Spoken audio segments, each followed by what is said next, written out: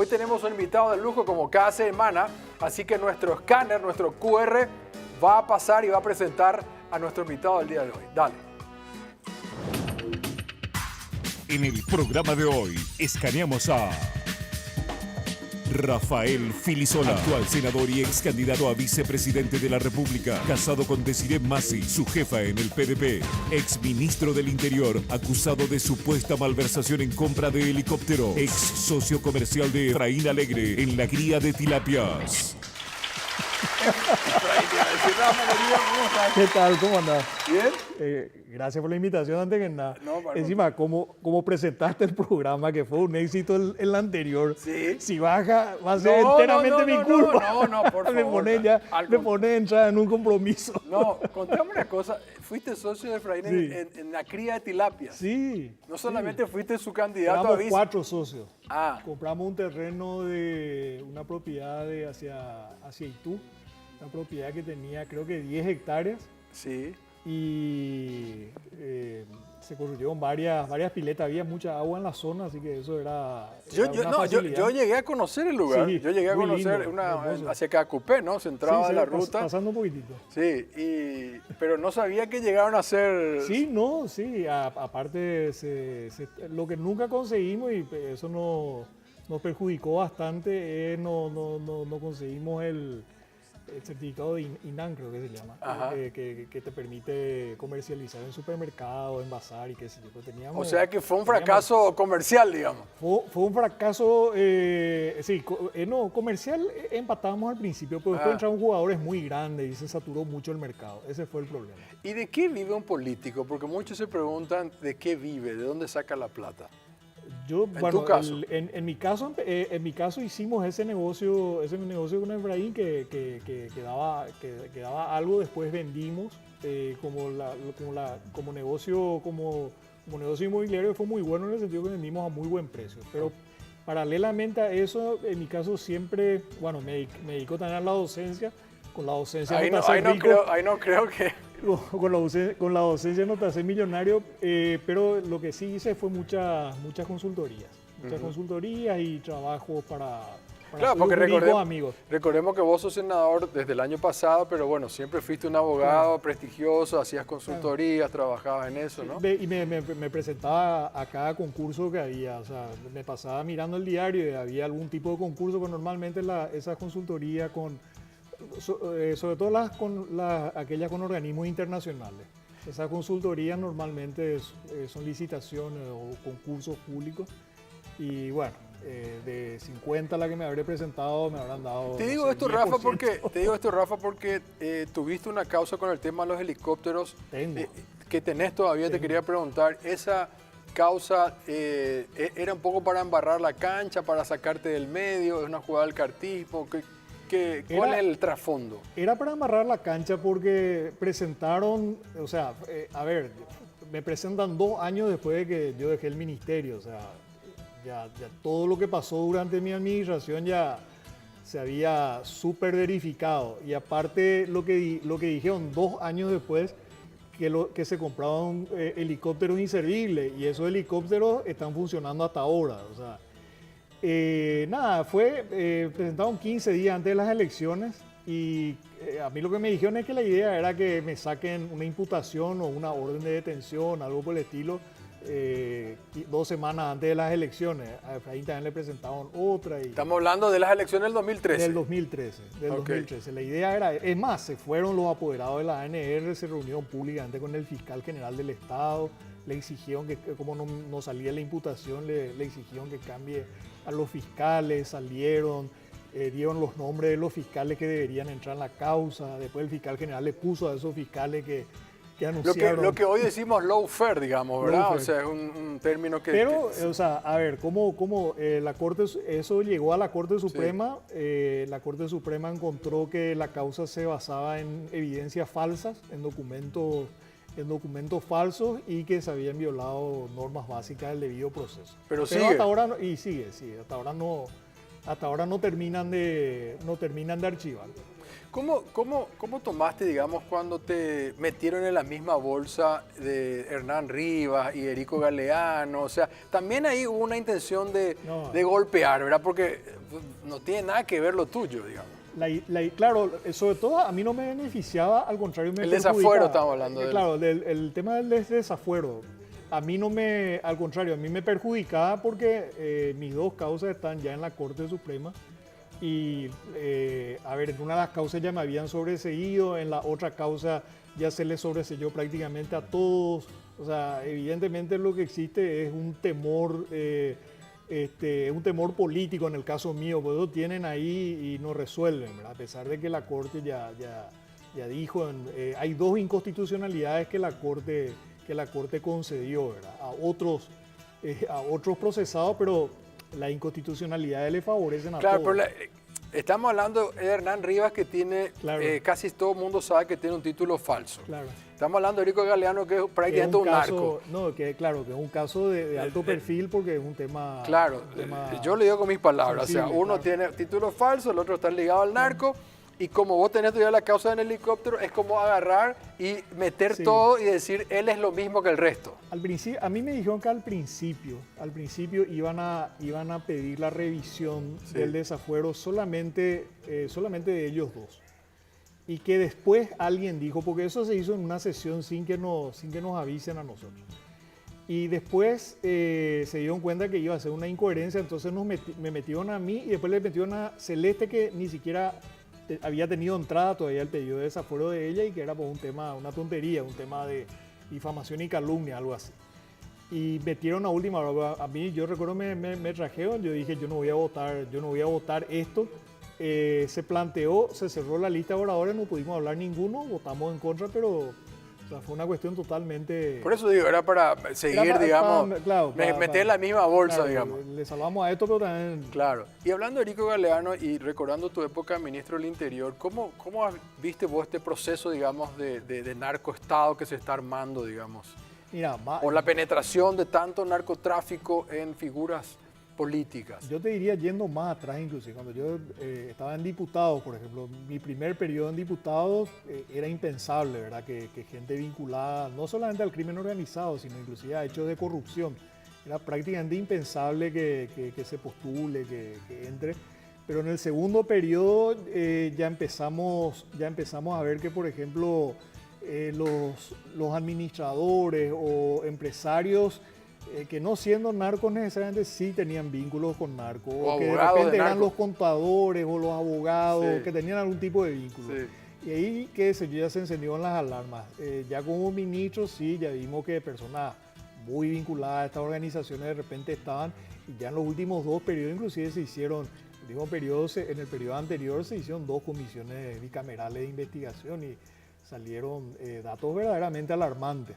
Pero ya yo te diría, mira, cuando nosotros tomamos el gobierno de la Alianza en el 2008, lo primero que hicimos fue traer a especialistas en crimen organizado y ya nos advirtieron que la situación estaba bastante crítica en el país y que iba a estallar en cuestión de tiempo. Mi papá siempre decía, a todos los ministros le decía, esto algún día va a ser Colombia, cuando eso era el mal ejemplo, ¿verdad? Hoy por ahí es más México. A nosotros nos decían, los especialistas en crimen organizado que trajimos, pues, yo tenía varios amigos y bueno, entre amigos y otra persona, nos decían, México en ese momento era México el país que llegó a una situación crítica, y nos decían, ahora es México, porque hace 10 años no hicieron lo que tenían que hacer. O sea, ustedes ahora están en la situación en que estaba México hace 10 o 15 años. O sea, a ustedes probablemente en estos 5 años al Hugo no le va a explotar, pero después ya es una cuestión de tiempo. Pero la cuestión se complica cuando llega Cartes. ¿Por qué se complica? A ver. Y cuando llega Cartes, básicamente le ponemos de presidente al frente de la seguridad del país y de la administración del país a una persona vinculada con una actividad criminal, que uno puede decir, a ver, lo que está demostrado es el tráfico de cigarrillos. Uno puede decir que el tráfico de cigarrillos no es lo mismo que el tráfico de droga. El tráfico de cigarrillos más lavado de dinero.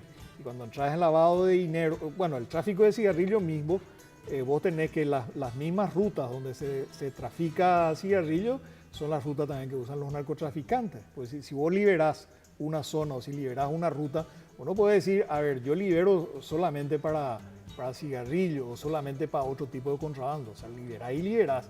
Y lo mismo el tema del lavado de dinero. Llega un momento que vos no sabés si el dinero que estás lavando es para narcotráfico, es para, qué sé yo, un contrabandista promedio o es para terrorismo. Por eso normalmente el enfoque, que es bastante duro, ¿verdad? Pero el enfoque contra el lavado de dinero, en el enfoque contra el lavado de dinero entra todo, entra armas, entra terrorismo, entra droga, contrabando.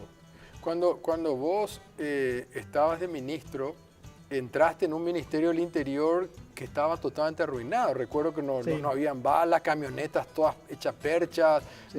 ni repuestos había. Sí. Mira, el gobierno de la Alianza, por eso yo le mido a los gobiernos posteriores con la vara del gobierno de la Alianza. Además, hay que recordar que nosotros teníamos ciertas previsiones en el programa de gobierno de la Alianza en cuanto a recursos económicos, pero nosotros tomamos en el 2008 en plena crisis financiera, o sea, eso cambió totalmente nuestras posibilidades. Pero con todo eso, fíjate que nosotros, nosotros habíamos hecho una planificación a 5 años. Dijimos, bueno, a ver, tenemos 1000 agencias de policía en todo el país, porque eso es lo que hay, pero es que las patrulleras de Asunción no andaban. O sea, yo me acuerdo que le veía a los policías empujando para arrancar en bajada, o sea, ese tipo de cosas. Y además eran patrulleras viejas y de muy mala calidad, no aptas para el trabajo. ¿Y cuánto es el presupuesto del Ministerio del Interior? Así. El ministerio en esa época creo que era menos de 1 billón. Ahora es mucho más, no tengo en mente ahora. Pero ¿cuánto? nosotros, un billón en esa época era menos de 1 billón, creo que eran 800.000 millones, algo así. Pero casi todo en sueldos, de guaraníes, casi todo en sueldos. Ahora, nosotros con muy poco dinero para inversiones, yo recibí con $3 millones para inversiones, algo así. Y ya lo primero que hicimos el mismo año fue, compramos con recursos propios del ministerio, compramos creo que 40 o 50 patrulleras, pero lo que nosotros nos trazamos en 5 años, qué sé yo, a los 2 años y medio nosotros teníamos ya patrulleras nuevas para todas las ciudades del país, para todas las comisarías del país. Sí, creo que 1000... Y ya con Carlos Filisola creo que se completaron, creo que con la administración de Carlos, para hablar de los distintos ministros de la Alianza, se completaron creo que 1500 patrulleras. Había no sé si una innovación, digamos, pero recuerdo que vos, no sé si fue idea de quién, habían puesto unos carteles, por ejemplo, de los buscados, digamos, Sí. Tanto del EPP como de los narcos, digamos. Sí, lo que pasa es que nosotros nos encontramos con la siguiente situación, que primero que el EPP había dejado de ser un tema en los gobiernos anteriores. O sea, la gente los distintos gobiernos anteriores le dieron importancia, pero cuando había un secuestro, por ejemplo, qué sé yo, el secuestro de María Edith, ahí se pusieron todos los esfuerzos, se hicieron algunas detenciones o muchas detenciones, como quieras.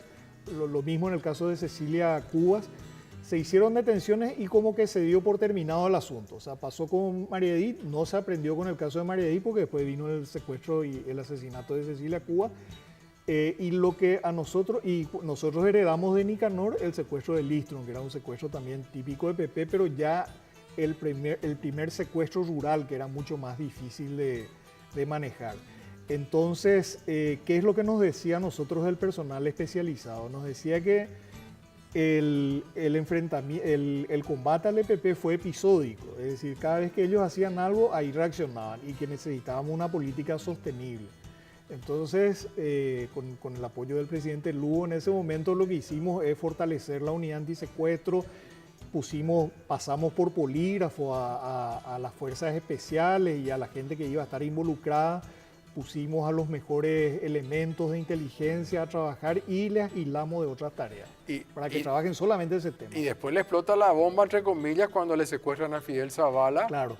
Y se logra un triunfo, digamos, porque Fidel Zavala salió vivo después de una negociación durísima que duró, no sé, 8 o 9 meses, no sé cuánto tiempo estuvo él. Él estuvo secuestrado 3 meses. 3 meses. 3 meses. Y después de todo esto, o sea, ustedes lograron un éxito. Pero fíjate, fue un éxito porque En el caso de él piden $5 millones originalmente y se terminó pagando $500.000.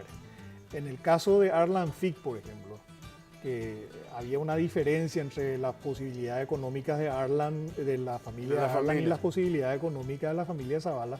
En el caso de Arlan pidieron $500.000 y no solamente no bajaron nada, sino subieron por el camino.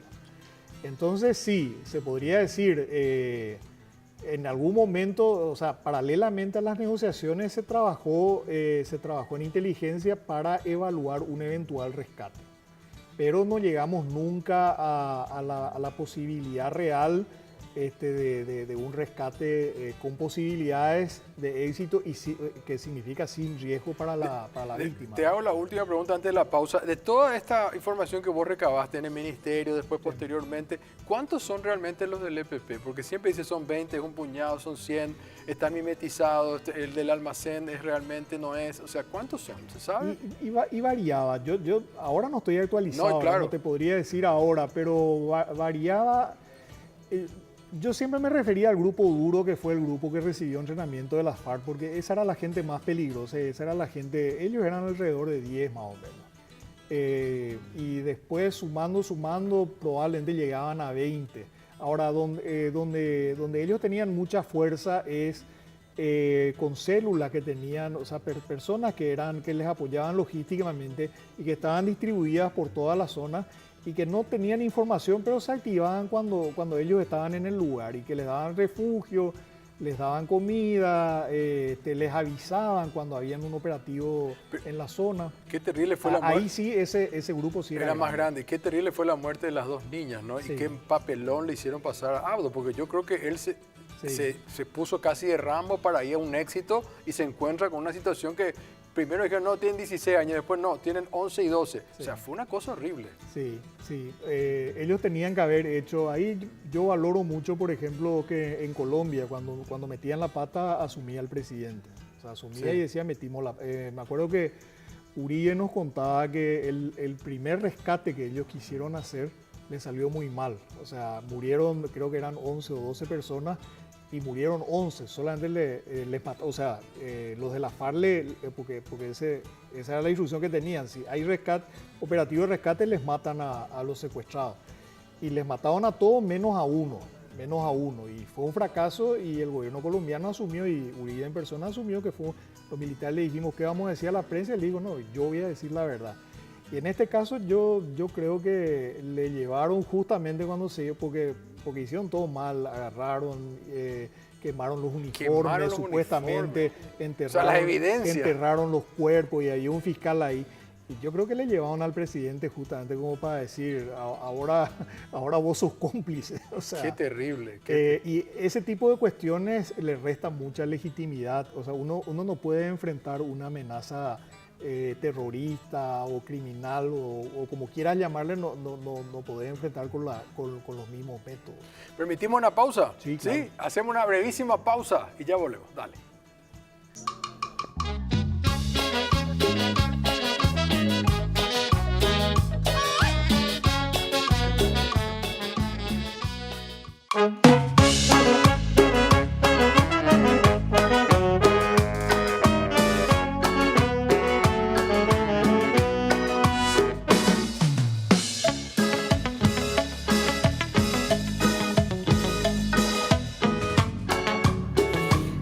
Bueno, pegadiza. Sí, lindo tema, Néstor Loy, los caminantes.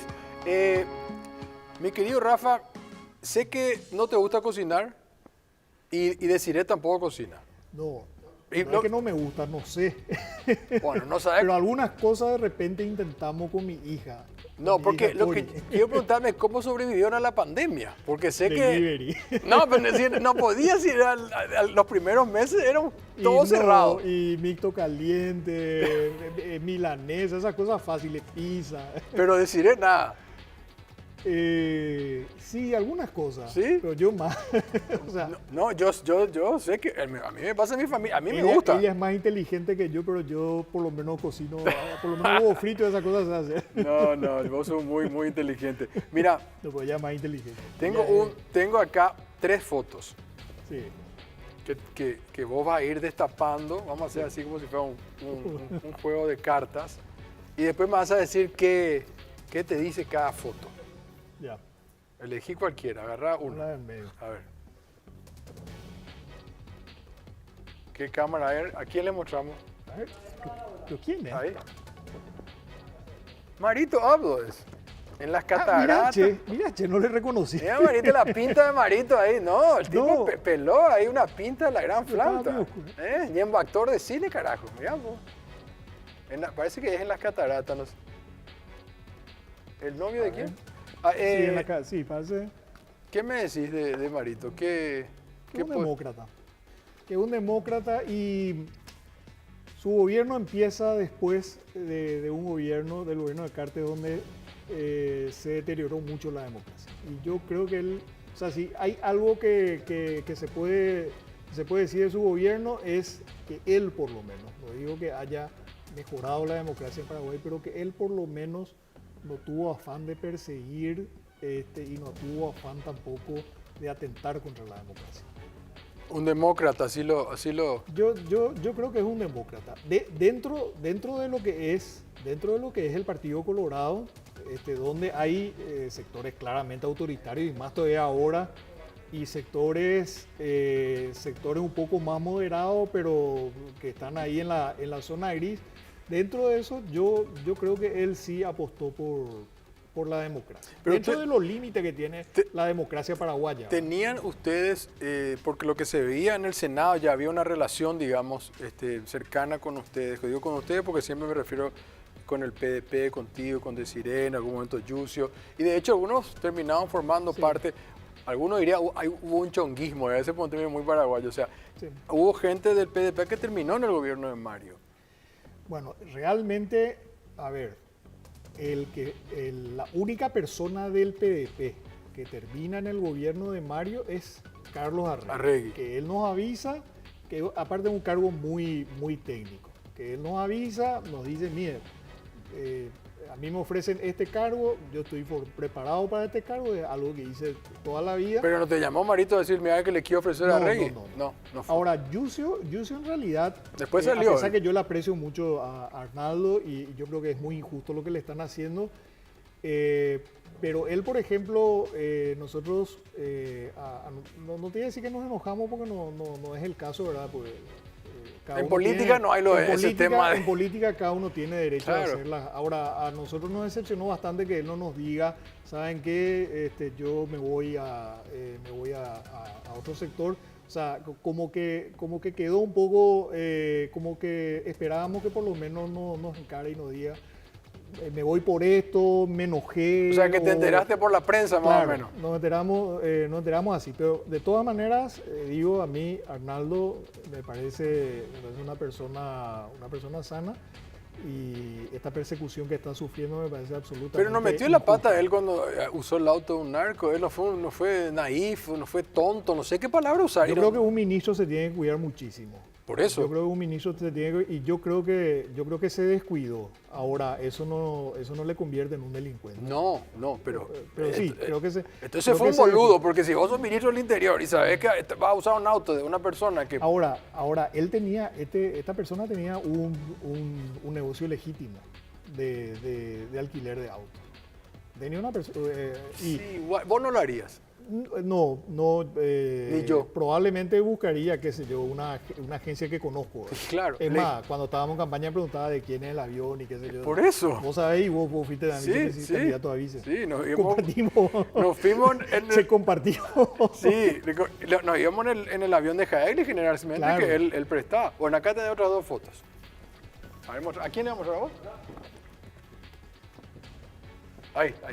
Mira, no me gusta opinar de él porque ya no está. Lino Oviedo, estamos hablando de Lino Oviedo. No me gusta opinar de él porque ya no está, pero yo creo que es la primera persona que en democracia claramente atenta contra la prosecución, vamos a decir, del proceso democrático. Él es la primera persona, el segundo es Horacio Carter. Cuando intentó hacer el golpe. ¿O a qué te referís? No. Yo creo que durante toda su... Sí, con el golpe del 90... El golpe va... A ver, el golpe del 96 ya es una consecuencia, o sea, una consecuencia de un militar interfiriendo Vos en te decís, durante todo el proceso, digamos, durante todo el siendo proceso. general, ministro, Claro, todo. él encarna un sector que claramente planteaba un retroceso autoritario. Y eso dentro de un contexto, y lo mismo con relación a Mario, ¿verdad? Que yo reconozco que dentro de lo que es el Partido Colorado representa el sector más democrático y más dialogante, ¿verdad? A pesar de que uno pensaría que siendo hijo de quien fue secretario privado de Stroessner, pero bueno, yo creo que él tiene convicciones democráticas. Dentro de esto hay que decir que la transición paraguaya es muy particular porque el golpe contra Stroessner es un golpe no contra el poder, sino dentro del poder. No, y para conservar el poder. Entre los consuegros, digamos. La democracia que se instaura es una democracia muy limitada, porque era una democracia, a ver... Pero hablame de Lino. Bueno, y en el caso de Lino es retroceder inclusive más. O sea, mantener el control de los... Acordate que cuando el golpe del 96, los militares tenían mucha influencia todavía en política. Pero a partir de ahí dejan de tener esa relevancia. Yo me pregunto, cuando fuiste candidato, ustedes hablaban con la Leona, con la esposa del general Oviedo después que él muriera. ¿Fue un acto de desesperación electoral? No, fue una cuestión... una consecuencia lógica de lo que estaba ocurriendo, porque con Oviedo vivo, él tenía un voto que duro, iba a votar por él, pero que quizás no iba a votar por nosotros, aún aliándose él con nosotros. Fue un acto de pragmatismo, hay que decirlo con todas las letras. O sea, la intención de hacer una alianza con él, si bien yo tenía mis diferencias con él, pero la intención de hacer una alianza con él... Era sumar. Claro, pero era, inclusive por parte, Efraín había hablado con él y otros líderes liberales habían hablado con él. Yo no tenía buen trato con él, así que yo por eso no hablé con él. Pero era una cuestión de pragmatismo, así como, qué sé yo... se unieron ahora en Francia la derecha democrática con la izquierda democrática. Por eso te planteaba de esa forma. Sí. Está bien, pragmatismo. Yo dije desesperación electoral, vos me decís pragmatismo y me parece que es cierto. A ver, te queda una foto más. A ver, mostramos. Emiliano Rolón, este es el fiscal general acá. Digo por si no sepan los que están viendo. Es un hombre que sabe mucho de derecho. Sí. Es un hombre que tuvo una posición valiente en el caso Curuguatí. Sí. Pagó un costo muy alto cuando anuló la condena contra tantos campesinos que habían sido condenados injustamente sin prueba. Él tuvo el coraje de absolverles y pagó un costo muy alto. Muchos factores de poder le pusieron la cruz y por eso no fue candidato a la corte. Pero en este momento yo creo que no está demostrando la determinación que tuvo anteriormente. Yo le doy el derecho, yo le doy yo sigo esperando que él vuelva que reaccione. Que vuelva a ser aquel magistrado valiente que fue en un momento. Gracias, Rafa. Hablamos un ratito nomás de Lugo y nosotros tenemos un código QR, quiero contar a la gente que estamos poniendo en pantalla, que si ustedes escanean desde el celular, ahí está en pantalla, si ustedes acercan su teléfono al código QR, como en cualquier QR que ahora se utiliza, les va a llevar a nuestra página de YouTube, donde están todos los programas anteriores, pedazos más cortos, es decir, ustedes ahí pueden pasearse porque hoy en el mundo del on demand es muy importante, así que se pueden suscribir a nuestro canal de YouTube también, ahí está el código de barra. Hablamos de Lugo un ratito. Yo tengo dos versiones. Una que Lugo le sacó vos y a Efraín del ministerio porque ellos, en el anillo de Lugo sentía que ustedes haciendo ya proselitismo en función a la siguiente campaña. Y por otro lado que ustedes, tanto vos como Efraín, tenían información de que él quería la reelección. ¿Hay algo de esto o no? Mira, con relación a la reelección, yo sé que eso generó mucha molestia Ahora, yo hablé cuando distintos referentes de la alianza empezaron a hablar de la reelección, yo hablé con Lugo y le pregunté si lo que estaban diciendo algunos compañeros y compañeras era algo que él planteaba o que él apoyaba o era cosa de ellos. Y él me dijo, yo no tengo nada que ver en eso, yo no... Porque yo le dije, pues mira, yo ya hablé, vos sabés, yo tengo una posición de antes de esto y bueno, y nos movilizamos cuando Nicanor quiso hacer esto, sería una gran incoherencia, así que yo obviamente voy a hablar en contra y sí, no hay ningún problema. Entonces yo creo que más lo segundo, yo creo que se desató por parte de algunos sectores, se desató como una interna prematura dentro de la alianza. Y algunos nos vieron a Efraín y a mí como potenciales candidatos. No puedo hablar por Efraín, pero te puedo decir que yo no estaba en ningún proyecto político. Mi intención era seguir hasta que Lugo me indique en el Ministerio del Interior. El Ministerio del Interior no es como cualquier ministerio y a nosotros nos tocó una época muy difícil. Teníamos el tema del crimen organizado y lo habíamos hablado mucho con Lugo, y él me había pedido justamente que la policía se involucre más. O sea, no es un lugar de marketing político. Claro, digamos. o sea, es el peor lugar porque ¿cuál es la mejor noticia que puede tener? Que se evitó que ocurra algo, pero si se evitó que ocurra algo, claro. O sea, nadie sabe que se evitó. O sea, yo te puedo decir que evitamos un secuestro, por ejemplo, que iba a ser un secuestro tipo del perfil de Fidel Zavala o más. Una persona de mucho dinero, esa persona sabe. No se puede decir. Esa persona, no te puedo decir porque además nunca estábamos monitoreando ese secuestro. No me podés dejar así. Estábamos monitoreando. ¿Un empresario? Sí, un empresario. No es político, no tiene nada que ver. No es político, es un empresario. Un empresario y... ¿Qué hace? ¿Qué tipo de qué empresario de qué rubro? Creo que era estanciero. Bueno, entonces también en la línea de Zavala. Sí, y nosotros teníamos gente infiltrada que estaba trabajando, estaban estableciendo ya los campamentos. O sea, y todo lo demás. una interna dentro de la alianza, digamos, que terminó pudriendo toda esta relación. Que terminó pudriendo. Yo le decía a la gente, cuando venían y me hablaban de la siguiente elección, yo le decía, pero yo no puedo ser un activo si mañana hay un secuestro, mañana le matan a alguien. Y el ministro del Interior del fusible. Yo quiero que la gente sepa que estas cosas realmente pasan, aunque no lo crean. Yo siempre lo viví desde el periodismo, pero cuando tuve mi oportunidad, me pasó también que en campaña me llegaron a decir a mí, cierto que vos ya te estás preparando para el 2023. Claro. Y yo le dije, yo me quedé así asustado cuando me dijeron. Y tuve que hablar con el propio Lugo también. Claro. Le digo, presidente, me están diciendo esto, yo te quiero aclarar que yo lo único que estoy pensando en el 2018, no tengo la más pálida idea. Sí. O sea, ¿de qué me están hablando, por favor? O sea, me asustó, ¿verdad? Bueno, hablando de Lugo, recordar que vos entraste como ministro, tuviste que dejar el Senado. Sí. O sea, vos tuviste un acto muy valiente porque te quedaste en bola después. Sí. Pero bueno, quiero ir Pero eso tenía un motivo también, porque si no, la justicia electoral, claro, nosotros teníamos casi la certeza que la justicia electoral nos iba a sacar, le iba a dar esa banca a un suplente colorado. Bueno, después de 12 años del golpe parlamentario, que yo digo golpe parlamentario, ¿seguís pensando que estuvo bien el juicio político? A nosotros nunca nos gustó el tema del juicio político. Nunca nos gustó. Y hablamos después con Lugo de eso. Es más, nosotros estábamos, Desiree, Efraín, nosotros estábamos totalmente apartados, porque a nosotros no es que nos pero sacaron. Efraín vino de México. Yo le dije, Efraín, ¿para qué carajo viniste de México si ya habían votos suficientes? Lo que pasa es que hay que acordarse, es que él no vino por el juicio político.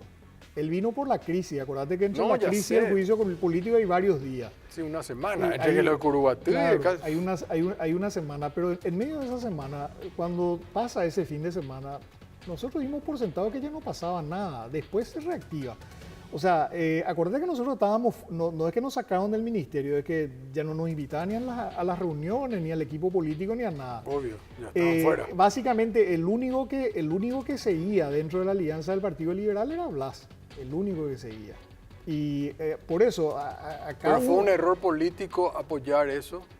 de parte ya sea los Es que no liberales. fue una decisión nuestra, ¿no? A nosotros nos preguntan, a nosotros. Pero decidir en el diputado, sí. Sí, votó el juicio político porque no era la decisión de, o sea, era abrir el juicio político. Porque ¿sabes qué te digo esto, Rafa? Yo hablé con Lilian Soto de esto hace una semana cuando se cumplió el juicio político en junio, perdón.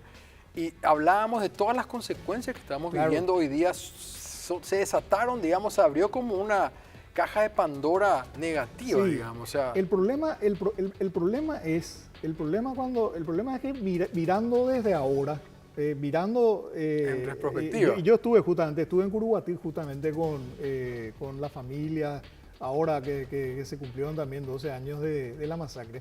Mirando desde ahora, uno ve, bueno, sí, ve todas las consecuencias, pero en ese momento que se transmite al juicio político, ¿qué es lo que vemos? Que Lugo no reacciona, que no asume el liderazgo. ¿Qué es lo que uno esperaría? Que le llame a todos los aliados, que diga, bueno, a ver, ¿cómo salimos de esta crisis? Todavía no sabíamos qué había ocurrido en Curuguatí, todavía no sabíamos ni siquiera si se había desactivado, no sabíamos si había un grupo paramilitar. Y la respuesta que dio Lugo fue una respuesta muy errática. Por ejemplo, le nombra a Candy Amarilla como ministro. Le pone como comandante de la policía al... Yo no quiero seguir reviviendo esto. Además, creo que ni siquiera fue él, creo que estuvo muy mal asesorado en ese momento. ¿Verdad? Le pone como comandante de la policía al oficial que había estado al frente del operativo de Curuguatí. Entonces... Sí. En ese contexto era muy complicada la situación. La verdad que ya pasó mucho, sí, ciertamente fue una desgracia para el país, fue la consecuencia de no tener un equipo político que sustente a la alianza. Disculpame, por eso no está yendo el tiempo. Vos después fuiste candidato con Efraín y le enfrentaste a Cartes. ¿Qué diferencia, sí, en 30 segundos me podría decir entre el Cartes del 2013 y el de hoy? El Cartes del 2013 gobernó a través de sus gerentes. Le entregó la policía, por ejemplo, al gerente de la tabacalera, por ejemplo, cosas por el estilo. Y eso generó un daño tremendo. Pero a ver, como que el gobierno parecía un poco más ordenado. En este momento uno no sabe quién gobierna ni quién toma las decisiones. O sea, uno al principio decía, a ver, gobierna Cartes a través de Peña, pero no. Después uno decía, a ver, Peña es como el administrador, pero Cartes toma las decisiones políticas, pero parece que tampoco. En algún momento dije, a ver, bueno, el que maneja el día a día es el ministro de Economía, Fernández Baldovino, pero tampoco, o sea, como que es mucho más errático, mucho más desordenado. ¿El Cartes de hoy es más peligroso que el del 2013?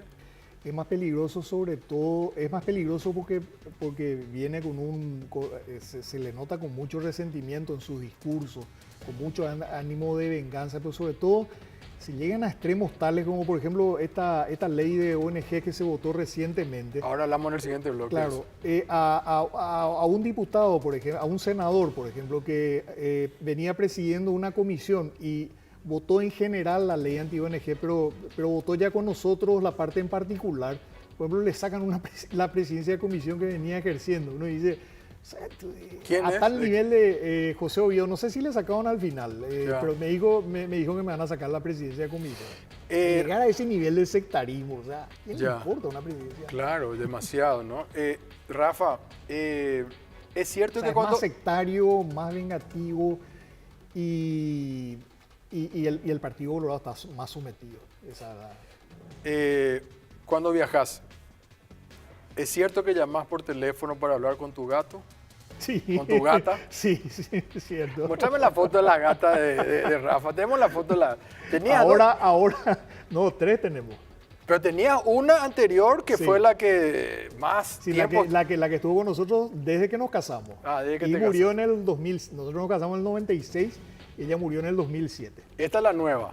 Esta, sí, pero... Ahí está. Ella es azul, la azulita. Ella vino con nosotros cuando nos casamos. ¿Y esta es la actual? Esta sí. ¿Cómo que se llama la ahora? Negri. Negri. Y vos le llamás por teléfono y decís, poneme. Sí, él le pone y le hablo. Entonces, Y le decís, ya ronronea. yo voy a llegar dentro de poco. Sí.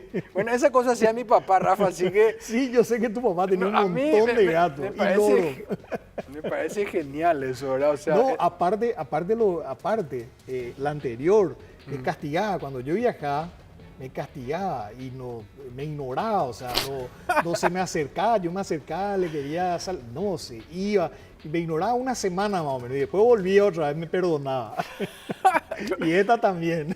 Las relaciones con nuestros bichos, nuestros animales son geniales. Rafa, querido, gracias por venir. No, un gusto, muy contento. Muchas gracias.